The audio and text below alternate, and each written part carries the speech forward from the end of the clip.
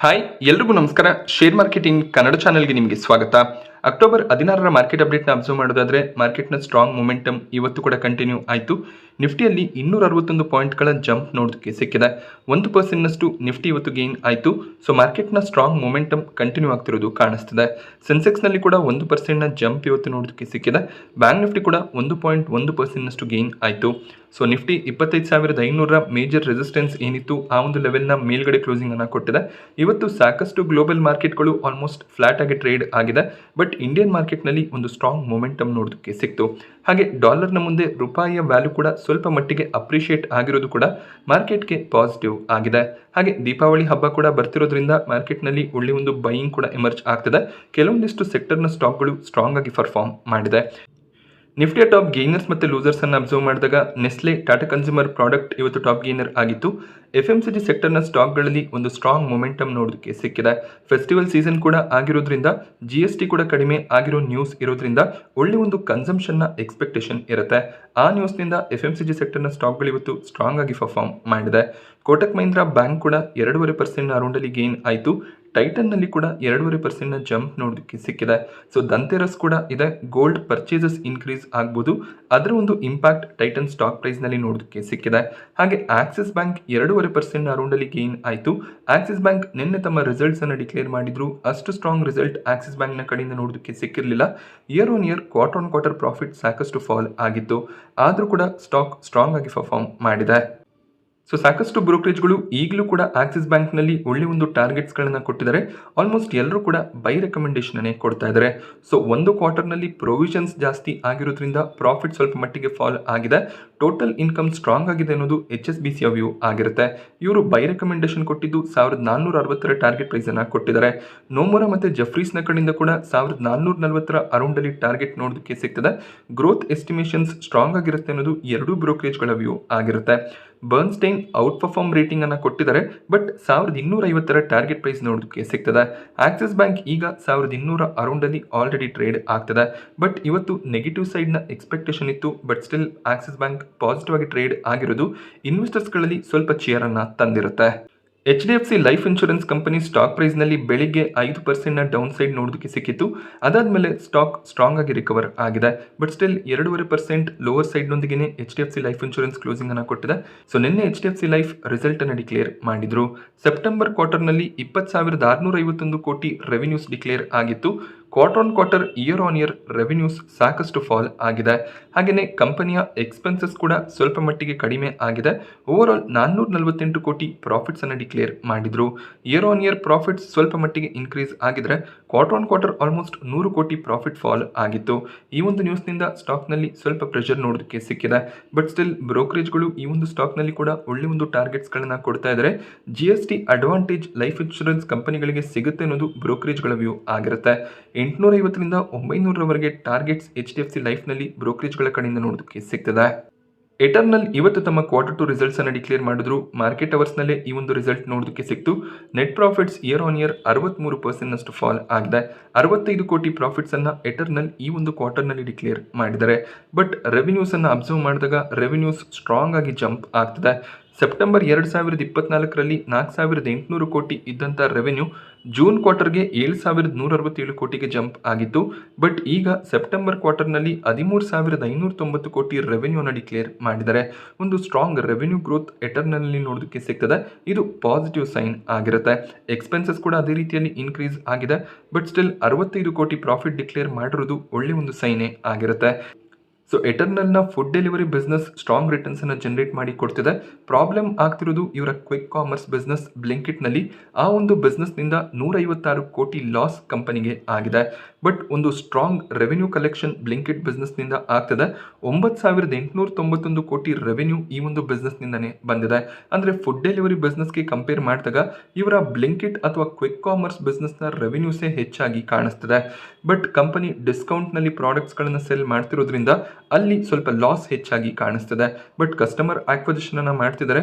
ಒಂದು ಬಾರಿ customer acquisition ಆದ್ರೆ ಸೊ ಬ್ಲಿಂಕಿಟ್ ಬಿಸ್ನೆಸ್ ಕೂಡ ಪ್ರಾಫಿಟಬಲ್ ಆಗ್ಬೋದು. ಆಗ ಕಂಪನಿ ಒಂದು ಸ್ಟ್ರಾಂಗ್ ರಿಸಲ್ಟ್ ಅನ್ನ ಡಿಕ್ಲೇರ್ ಮಾಡುವಂತ ಚಾನ್ಸಸ್ ಇದ್ದೇ ಇರುತ್ತೆ. ಸೊ ಸಡನ್ ಆಗಿ ಸ್ಟಾಕ್ನಲ್ಲಿ ಒಳ್ಳೆ ಒಂದು ಜಂಪ್ ನೋಡೋದಕ್ಕೆ ಸಿಕ್ಕಿತ್ತು, ಬಟ್ ಹೈಯರ್ ಲೆವೆಲ್ನಿಂದ ಮತ್ತೆ ಸ್ಟಾಕ್ ಕರೆಕ್ಟ್ ಆಯಿತು. ಸೊ 3 ಗಂಟೆ ಅರೌಂಡಲ್ಲಿ ರಿಸಲ್ಟನ್ನು ಅನೌನ್ಸ್ ಮಾಡಿದ್ರು, ಆಗ ಸ್ವಲ್ಪ ಫ್ಲಕ್ಚುಯೇಷನ್ಸ್ ನೋಡೋದಕ್ಕೆ ಸಿಕ್ಕಿದೆ. ಬಟ್ ರೆವೆನ್ಯೂಸ್ ಸ್ಟ್ರಾಂಗ್ ಆಗಿ ಇನ್ಕ್ರೀಸ್ ಆಗ್ತಿರೋದು ಝೊಮ್ಯಾಟೊಗೆ ಪಾಸಿಟಿವ್ ಆಗಿರುತ್ತೆ. ಈಗಲೂ ಕೂಡ ಗ್ಲೋಬಲ್ ಬ್ರೋಕರೇಜ್ಗಳು ಝೊಮ್ಯಾಟೊನಲ್ಲಿ ಟಾರ್ಗೆಟನ್ನು ಇನ್ನಷ್ಟು ಇನ್ಕ್ರೀಸ್ ಮಾಡುವಂಥ ಪಾಸಿಬಿಲಿಟೀಸ್ ಇದೆ. ಯಾಕೆಂದರೆ ಬ್ಲಿಂಕಿಟ್ ಬಿಸ್ನೆಸ್ ಸ್ಟ್ರಾಂಗ್ ಆಗಿ ಗ್ರೋ ಆಗ್ತಿರೋದು, ಹಾಗೆ net order value year on year strong ಆಗಿ ಗೇನ್ ಆಗ್ತಿರೋದು ಝೊಮ್ಯಾಟೊಗೆ ಪಾಸಿಟಿವ್ ಆಗಿರುತ್ತೆ. ಇನ್ಫೋಸಿಸ್ ಕೂಡ ತಮ್ಮ Q2 ರಿಸಲ್ಟನ್ನು ಇವತ್ತು ಡಿಕ್ಲೇರ್ ಮಾಡಿದರೆ. Profits year on year 13% jump ಆಗಿದೆ. ಹಾಗೆ ರೆವೆನ್ಯೂಸ್ ಕೂಡ ಇಯರ್ ಆನ್ ಇಯರ್ 9% ಇನ್ಕ್ರೀಸ್ ಆಗ್ತಿರೋದು ಕಾಣಿಸ್ತಿದೆ. ಹಾಗೆ ₹23 ಇಂಟ್ರೀಮ್ ಡಿವಿಡೆಂಡ್ ಡಿಕ್ಲೇರ್ ಆಗ್ತದೆ. ಅಕ್ಟೋಬರ್ 27 ಈ ಒಂದು ಡಿವಿಡೆಂಡ್ಗೆ ರೆಕಾರ್ಡ್ ಡೇಟ್ ಆಗಿರುತ್ತೆ. ಯಾರೆಲ್ಲ ಶೇರ್ಸ್ಗಳನ್ನು ಅಕ್ಟೋಬರ್ 27ರವರೆಗೂ ಹೋಲ್ಡ್ ಮಾಡ್ತಾರೆ ಅವರಿಗೆ ಈ ಒಂದು ಡಿವಿಡೆಂಡ್ ಕ್ರೆಡಿಟ್ ಆಗುತ್ತೆ. ನವೆಂಬರ್ 7ಕ್ಕೆ ಈ ಒಂದು ಡಿವಿಡೆಂಡನ್ನು ಇನ್ಫೋಸಿಸ್ ಪೇ ಮಾಡ್ತಾರೆ. ಹಾಗೆ ಒಳ್ಳೆ ಒಂದು ರಿಸಲ್ಟೇ ಇನ್ಫೋಸಿಸ್ನ ಕಡೆಯಿಂದ ಡಿಕ್ಲೇರ್ ಆಗಿದೆ. ಈ ಮುಂಚೆ 1-3% ರೆವೆನ್ಯೂ ಗ್ರೋತ್ನ ಫೋರ್ಕ್ಯಾಸ್ಟ್ 2026ರ ಫಿನಾನ್ಷಿಯಲ್ ಇಯರ್ನಲ್ಲಿ ಇರುತ್ತೆ ಅಂತ ಹೇಳಿದ್ರು. ಲೋವರ್ ಮಾರ್ಜಿನ್ 1% ಏನಿತ್ತು ಅದನ್ನು 2%ಗೆ ಇನ್ಕ್ರೀಸ್ ಮಾಡಿದ್ದಾರೆ. ಇದು ಕೂಡ ಪಾಸಿಟಿವ್ ಸೈನ್ ಆಗಿರುತ್ತೆ. ಬಟ್ Q3, Q4ನಲ್ಲಿ ಇನ್ನೂ ಹೆಚ್ಚಿನ ಎಕ್ಸ್ಪೆಕ್ಟೇಷನ್ ಇನ್ಫೋಸಿಸ್ನ ಕಡೆಯಿಂದ ಇರುತ್ತೆ. ಸೊ ಡೀಟೇಲ್ ರಿಸಲ್ಟ್ಸನ್ನು ಅಬ್ಸರ್ವ್ ಮಾಡಿದಾಗ ಸೆಪ್ಟೆಂಬರ್ 30, 2025ರ ಕಾಲಮ್ ಏನಿದೆ ಇದು ಈ ಒಂದು ಕ್ವಾರ್ಟರ್ನ ರಿಸಲ್ಟ್ ಆಗಿರುತ್ತೆ. ಸೆಕೆಂಡ್ ಕಾಲಮ್ನಲ್ಲಿ ನಿಮಗೆ ಇಯರ್ ಆನ್ ಇಯರ್ ಡೇಟಾ ನೋಡೋದಕ್ಕೆ ಸಿಗುತ್ತೆ, ಅಂದರೆ 2024ರ ಸೆಪ್ಟೆಂಬರ್ ಡೇಟಾ ನೋಡೋದಕ್ಕೆ ಸಿಗುತ್ತೆ. 4ನೇ ಕಾಲಮ್ನಲ್ಲಿ ನೀವು ಕ್ವಾರ್ಟರ್ ಆನ್ ಕ್ವಾರ್ಟರ್ ಕಂಪ್ಯಾರಿಸನನ್ನು ಮಾಡ್ಬೋದಾಗುತ್ತೆ. ರೆವೆನ್ಯೂಸ್ ಅಬ್ಸರ್ವ್ ಮಾಡಿದಾಗ quarter on quarter year on year revenue increase ಆಗಿದೆ. ಅದೇ ರೀತಿಯಲ್ಲಿ ಕಂಪನಿಯ ಎಕ್ಸ್ಪೆನ್ಸಸ್ ಕೂಡ year on year quarter on quarter increase ಆಗ್ತಿರೋದು ಕಾಣಿಸ್ತಿದೆ. ಪ್ರಾಫಿಟ್ ಬಿಫೋರ್ ಟ್ಯಾಕ್ಸಸ್ ಕೂಡ year on year quarter on quarter increase ಆಗಿದೆ. ಟೋಟಲ್ 7,364 ಕೋಟಿ ಪ್ರಾಫಿಟ್ಸನ್ನು ಈ ಕ್ವಾರ್ಟರ್ನಲ್ಲಿ ಡಿಕ್ಲೇರ್ ಮಾಡಿದರೆ ಲಾಸ್ಟ್ ಇಯರ್ 6,506 ಕೋಟಿ ಪ್ರಾಫಿಟ್ಸ್ ಬಂದಿತ್ತು. ಹಾಗೆ ಜೂನ್ 2025ರಲ್ಲಿ ಕೂಡ 6,921 ಕೋಟಿ ಪ್ರಾಫಿಟ್ಸ್ ಬಂದಿತ್ತು. ಸೊ ಕ್ವಾರ್ಟರ್ ಆನ್ ಕ್ವಾರ್ಟರ್ ಕೂಡ ಪ್ರಾಫಿಟ್ಸ್ 6.5% ಅರೌಂಡಲ್ಲಿ ಗೇನ್ ಆಗಿದೆ. ಒಂದು ಸ್ಟ್ರಾಂಗ್ ರಿಸಲ್ಟ್ ಇನ್ಫೋಸಿಸ್ನ ಕಡೆಯಿಂದ ಬಂದಿದೆ. TCS, HCL ಟೆಕ್ ಮಹೀಂದ್ರಾಗೆ ಕಂಪೇರ್ ಮಾಡಿದಾಗ ಇನ್ಫೋಸಿಸ್ನ ರಿಸಲ್ಟ್ಸ್ ಸ್ಟ್ರಾಂಗ್ ಆಗಿ ಕಾಣಿಸ್ತದೆ.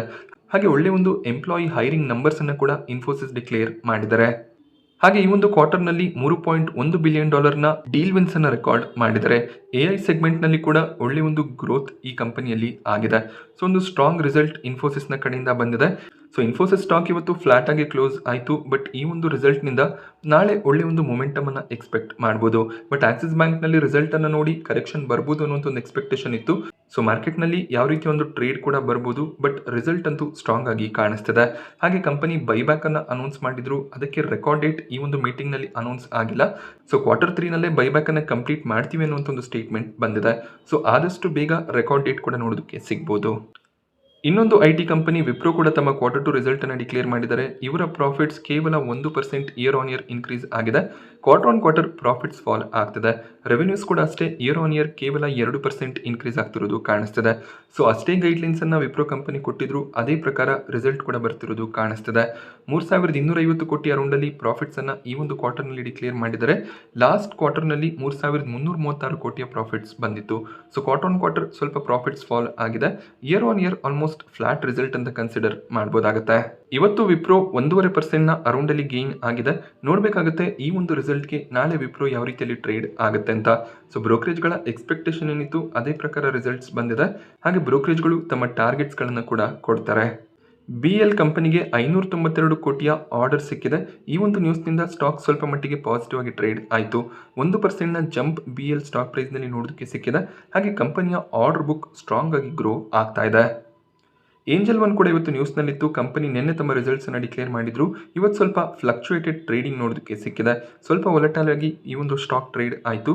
ರಿಸಲ್ಟ್ಸನ್ನು ಅಬ್ಸರ್ವ್ ಮಾಡಿದಾಗ 212 ಕೋಟಿಯ ಪ್ರಾಫಿಟ್ಸ್ ಡಿಕ್ಲೇರ್ ಆಯಿತು. Quarter on quarter performance strong ಆಗಿ ಇದೆ. ಬಟ್ ಇಯರ್ ಆನ್ ಇಯರ್ ಕಂಪ್ಯಾರಿಸನನ್ನು ಮಾಡಿದಾಗ ರೆವೆನ್ಯೂಸ್ ಪ್ರಾಫಿಟ್ಸ್ ಎರಡೂ ಕೂಡ ಫಾಲ್ ಆಗಿದೆ. ಹಾಗೆ ನಂಬರ್ ಆಫ್ ಆಕ್ಟಿವ್ ಕ್ಲೈಂಟ್ಸ್ ಕೂಡ ಕಡಿಮೆ ಆಗ್ತಿರೋದು ಸ್ವಲ್ಪ ಮಟ್ಟಿಗೆ ಕನ್ಸರ್ನಿಂಗ್ ಆಗಿದೆ. ಬಟ್ ಕ್ವಾರ್ಟರ್ ಆನ್ ಕ್ವಾರ್ಟರ್ ಕಂಪ್ಯಾರಿಸನನ್ನು ಮಾಡಿದಾಗ ಪ್ರಾಫಿಟ್ ಇನ್ಕ್ರೀಸ್ ಆಗಿರೋದ್ರಿಂದ ಸ್ಟಾಕ್ ಪಾಸಿಟಿವ್ ಆಗಿ ಟ್ರೇಡಿಂಗನ್ನು ಮಾಡಿದೆ. ಸೊ ನೆಕ್ಸ್ಟ್ ಕ್ವಾರ್ಟರ್ನಲ್ಲಿ ಪರ್ಫಾರ್ಮೆನ್ಸ್ ಇನ್ನಷ್ಟು ಇಂಪ್ರೂವ್ ಆಗ್ಬೋದು ಅನ್ನೋದು ಬ್ರೋಕರೇಜ್ಗಳ ವ್ಯೂ ಆಗಿರುತ್ತೆ. ಸೊ ಇವತ್ತು 2 IPOಗಳು ಮಾರ್ಕೆಟ್ನಲ್ಲಿ ಲಿಸ್ಟ್ ಆಯಿತು. ರೂಬಿಕಾನ್ ಒಳ್ಳೆ ಒಂದು ಲಿಸ್ಟಿಂಗ್ ಅನ್ನು ಪಡ್ಕೊಂಡಿದೆ. 29% ಪ್ರೀಮಿಯಂನೊಂದಿಗೆ ಈ ಒಂದು ಸ್ಟಾಕ್ ಲಿಸ್ಟ್ ಆಗಿದೆ. ಹಾಗೆ ಅದೇ ಒಂದು ಪ್ರೈಸ್ನ ಅರೌಂಡಲ್ಲೇ ಕ್ಲೋಸಿಂಗ್ ಕೂಡ ನೋಡೋದಕ್ಕೆ ಸಿಕ್ತು. ಕಂಪನಿ ಸೆಟ್ ಮಾಡಿದಂಥ ಪ್ರೈಸ್ ₹485 ಆಗಿತ್ತು. 620 ಪ್ರೈಸ್ನಲ್ಲಿ ಲಿಸ್ಟಿಂಗ್ ನೋಡೋದಕ್ಕೆ ಸಿಕ್ಕಿದೆ. ಆ ಪ್ರೈಸ್ನಿಂದ ಗೇನ್ ಆಗಿ ಸ್ಟಾಕ್ 630 ಅರೌಂಡಲ್ಲಿ ಕ್ಲೋಸಿಂಗ್ ಅನ್ನು ಕೊಟ್ಟಿದೆ. ಸೊ ಈ ಒಂದು IPOನಲ್ಲಿ ಅಲಾಟ್ಮೆಂಟ್ ಸಿಕ್ಕಿದ್ರೆ ಸ್ವಲ್ಪ ಪ್ರಾಫಿಟ್ಸ್ ಅನ್ನು ತಗೊಳ್ಳೋದು ಬೆಟರ್ ಆಗ್ಬೋದು. ಕೆನರಾ ರೊಬೆಕೋ AMCನಲ್ಲಿ ನಿನ್ನೆ ₹12-13 ಪ್ರೀಮಿಯಂ ಕಾಣಿಸ್ತಿತ್ತು. ಅದೇ ಒಂದು ಪ್ರೀಮಿಯಂನೊಂದಿಗೆ ಲಿಸ್ಟಿಂಗ್ ಕೂಡ ಬಂದಿದೆ. ಕಂಪನಿ ಸೆಟ್ ಮಾಡಿದಂಥ ಪ್ರೈಸ್ ₹266 ಆಗಿತ್ತು. 280 ಪ್ರೈಸ್ನಲ್ಲಿ ಲಿಸ್ಟಿಂಗ್ ನೋಡೋದಕ್ಕೆ ಸಿಕ್ಕಿದೆ. ಲಿಸ್ಟ್ ಆದಮೇಲೆ ಸ್ಟಾಕ್ನಲ್ಲಿ ಒಳ್ಳೆಯ ಒಂದು ಮೊಮೆಂಟಮ್ ಬಂತು. ಒಂದು ಲಾಂಗ್ ಟರ್ಮ್ ಸ್ಟಾಕ್ ಆಗಿರುತ್ತೆ ಅಂತ ಬ್ರೋಕರೇಜ್ಗಳು ಪ್ರೆಡಿಕ್ಟ್ ಮಾಡಿದ್ರು. ಅದೇ ರೀತಿಯಲ್ಲಿ ಬೈಯಿಂಗ್ ಕೂಡ ಎಮರ್ಜ್ ಆಗಿದೆ. AMC ಬಿಸ್ನೆಸ್ ಆಗಿರುತ್ತೆ, ಲಾಂಗ್ ಟರ್ಮ್ ಪರ್ಸ್ಪೆಕ್ಟಿವ್ ಇದ್ರೆ ಈ ಒಂದು ಸ್ಟಾಕನ್ನು ಕಂಟಿನ್ಯೂ ಮಾಡ್ಬೋದು. ಕೆನರಾ HSBC ಲೈಫ್ ಇನ್ಶೂರೆನ್ಸ್ ನಾಳೆ ಮಾರ್ಕೆಟ್ನಲ್ಲಿ ಲಿಸ್ಟ್ ಆಗುತ್ತೆ. ನಿನ್ನೆ ಯಾವುದೇ ರೀತಿಯ ಪ್ರೀಮಿಯಂ ಇರಲಿಲ್ಲ, ಬಟ್ ಇವತ್ತು ₹2 ಪ್ರೀಮಿಯಂ ಕಾಣಿಸ್ತದೆ. ಸೊ ಈ ಒಂದು ಕಂಪನಿ ಕೂಡ ಪಾಸಿಟಿವ್ ಆಗಿ ಲಿಸ್ಟ್ ಆಗ್ಬೋದು. ಸಾಕಷ್ಟು ಜನ ಅಪ್ಲಿಕೇಶನ್ಸನ್ನು ಹಾಕಿರ್ತೀರಾ, ಅಲಾಟ್ಮೆಂಟ್ ಕೂಡ ಸಿಕ್ಕಿರುತ್ತೆ. ಪ್ರಾಫಿಟ್ಸನ್ನು ತಗೊಳ್ಳೋದು ಒಂದು ಬೆಟರ್ ಆಯ್ಕೆ ಆಗ್ಬೋದು. ಸ್ಟಾಕ್ ಲಿಸ್ಟ್ ಆದಮೇಲೆ ಸ್ವಲ್ಪ ಮಟ್ಟಿಗೆ ಬೈಯಿಂಗ್ ಬರ್ಬೋದು, ಬಟ್ ಈ ಒಂದು ಕಂಪನಿಯಲ್ಲಿ ಪ್ರಾಫಿಟ್ ಬುಕ್ಕಿಂಗ್ನ ಎಕ್ಸ್ಪೆಕ್ಟೇಷನ್ಸ್ ಕೂಡ ಹೆಚ್ಚಾಗಿ ಇರುತ್ತೆ. ಸ್ವಲ್ಪ ಮಟ್ಟಿಗೆ ಪಾಸಿಟಿವ್ ಲಿಸ್ಟಿಂಗ್ ಬರ್ಬೋದು ಅಂತ ಅಪ್ಲಿಕೇಶನ್ಸನ್ನು ಹಾಕಿದ್ರು. ಸೊ ಪಾಸಿಟಿವ್ ಆಗಿ ಲಿಸ್ಟ್ ಆದಾಗ ಅವ್ರು ಎಕ್ಸಿಟ್ ಆಗುವಂಥ ಪಾಸಿಬಿಲಿಟೀಸ್ಗಳು ಕೂಡ ಇರುತ್ತೆ. ನಾಳೆ ಮಾರ್ಕೆಟ್ ಪಾಸಿಟಿವ್ ಆಗಿದ್ರೆ ಒಂದು ಸ್ಟ್ರಾಂಗ್ ಲಿಸ್ಟಿಂಗ್ ಬರ್ಬೋದು. ಹಾಗೆ ಮಿಡ್ವೆಸ್ಟ್ನ 2ನೇ ದಿನದ ಸಬ್ಸ್ಕ್ರಿಪ್ಷನ್ ಎಂಡ್ ಆಯಿತು. ಪ್ರೀಮಿಯಂ ಸ್ಟ್ರಾಂಗ್ ಆಗಿ ಕಾಣಿಸ್ತದೆ. ₹170 ಪ್ರೀಮಿಯಂ ಕಾಣಿಸ್ತದೆ. ಸೊ 16% ಲಿಸ್ಟಿಂಗ್ ಏನ ಎಕ್ಸ್ಪೆಕ್ಟೇಷನ್ ಇದೆ. ಪ್ರತಿ ಲಾಟ್ನ ಮೇಲೆ ₹2,380 ಪ್ರಾಫಿಟ್ ಎಕ್ಸ್ಪೆಕ್ಟೇಷನ್ ಇವತ್ತು ಕಾಣಿಸ್ತದೆ. QIB ಕ್ಯಾಟಗರಿ 2 ಟೈಮ್ನ ಅರೌಂಡಲ್ಲಿ ಸಬ್ಸ್ಕ್ರೈಬ್ ಆಗಿದೆ. Retail category 8.5 time already subscribe ಆಗಿದೆ. HNI ಕ್ಯಾಟಗರಿಯಲ್ಲಿ ಕೂಡ ಒಳ್ಳೆ ಒಂದು ಸಬ್ಸ್ಕ್ರಿಪ್ಷನ್ ನೋಡೋದಕ್ಕೆ ಸಿಗ್ತದೆ. ಸೊ ಒಂದು ಸ್ಟ್ರಾಂಗ್ ಲಿಸ್ಟಿಂಗ್ ಏನ ಎಕ್ಸ್ಪೆಕ್ಟೇಷನ್ ಇದೆ. ಲಿಸ್ಟಿಂಗ್ ಏನ ಪರ್ಸ್ಪೆಕ್ಟಿವ್ನಿಂದ ಅಪ್ಲೈ ಮಾಡ್ಬೋದಾಗುತ್ತೆ. ಸೊ ಇವತ್ತಿನ FII DII ಆಕ್ಟಿವಿಟಿಯನ್ನು ಅಬ್ಸರ್ವ್ ಮಾಡಿದಾಗ DIIs ಕಡೆಯಿಂದ ಒಂದು ಸ್ಟ್ರಾಂಗ್ ಬೈಯಿಂಗ್ ಕಂಟಿನ್ಯೂ ಆಗ್ತದೆ. 4,076 ಕೋಟಿ ಅಮೌಂಟ್ನ ನೆಟ್ ಬೈಯಿಂಗ್ DIIs ಕಡೆಯಿಂದ ಬಂದಿದೆ. FIIs ಕೂಡ ನೆಟ್ ಬೈಯಿಂಗ್ ಅನ್ನು ಮಾಡ್ತಿದ್ದು 1,000 ಕೋಟಿ ಅಮೌಂಟ್ನ ನೆಟ್ ಬೈಯಿಂಗ್ FIIs ಕಡೆಯಿಂದ ಕೂಡ ನೋಡೋದಕ್ಕೆ ಸಿಗ್ತದೆ. FIIs ಈ ರೀತಿಯ ಬೈಯಿಂಗ್ ಅನ್ನು ಕಂಟಿನ್ಯೂ ಮಾಡಿದ್ರೆ ಮಾರ್ಕೆಟ್ ಇನ್ನಷ್ಟು ಪಾಸಿಟಿವ್ ಆಗಿ ಟ್ರೇಡ್ ಆಗುತ್ತೆ. ಸೊ ನಾನಿವತ್ತು ನಿಮಗೆ ಮಾರ್ಕೆಟ್ನ ಬಗ್ಗೆ ಕೊಟ್ಟಂಥ ಇನ್ಫಾರ್ಮೇಷನ್ ಇಷ್ಟ ಆದರೆ ವಿಡಿಯೋನ ಲೈಕ್ ಮಾಡಿ.